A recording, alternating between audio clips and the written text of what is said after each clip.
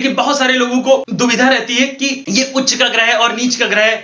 इसमें क्या छुपा हुआ है भेद, कैसे फल करते हैं। मित्रों, जो उच्च का ग्रह होता है उसको ऐसा समझिए कि वो ग्रह एक ऐसा पेड़ है, एक ऐसा वृक्ष है जिसके पास अच्छी क्वालिटी के और अधिक क्वांटिटी में फल लगाने की क्षमता है। अच्छी क्वांटिटी में भी और अच्छी क्वालिटी में भी, ये उच्च के ग्रह की निशानी है। और नीच का ग्रह क्या होता है? नीच का ग्रह एक ऐसा पेड़ है जिसके अंदर फ्रूट्स, जो फल हैं, वो या तो कम मात्रा में आते हैं या बिल्कुल ही नहीं आते, और आते भी हैं तो उसमें ज्यादा दाग धब्बे और वो पोटेंशियल नहीं होता, वो न्यूट्रिशन नहीं होता। मुझे ये आप लोगों को समझाना है कि ज्योतिष को रियल लाइफ में कैसे कनेक्ट करके आप जी सकते हैं, उसमें सरलता कैसे ला सकते हैं। तो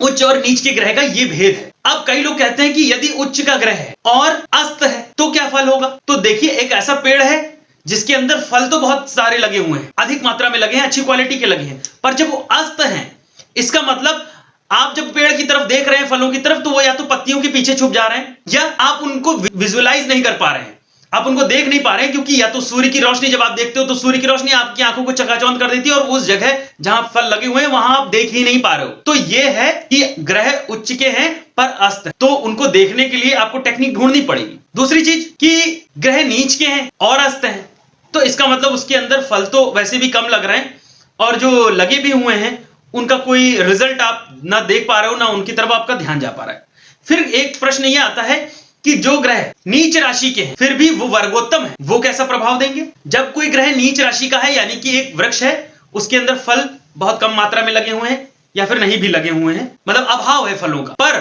जब वो ग्रह वर्गोत्तम हो गया, यानी कि आप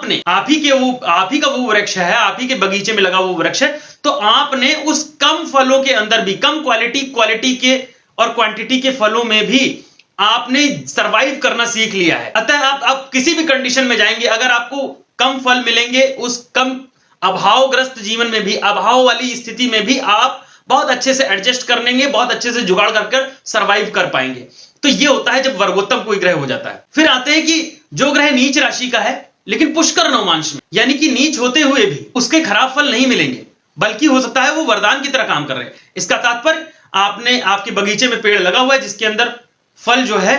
वो बिल्कुल न्यून तरीके से आ रहे हैं, नहीं आ रहे हैं या बहुत कम आ रहे हैं, फिर भी वो पुष्कर नवमांश में चला गया। यानी कि अब जो भी आपके बगीचे की तरफ देखेगा और उन फलों की उसे जरूरत महसूस होगी, यानी कि कोई भी आदमी आपके उन खराब फलों को भी अच्छे दाम में खरीदने की स्थिति में है, रख सकता है। ये एक तरीके से विपरीत राजयोग की तरह है। तो इस चीज का आप ध्यान रखें और इस चीज को समझने का प्रयास करें। अगर ये भाषा आपको समझ में आ रही है, इस तरीके से चीजें समझ में आ रही, तो मुझे कमेंट बॉक्स में बताएं, ताकि मैं इस तरीके की और वीडियो भी आप लोगों को बनाकर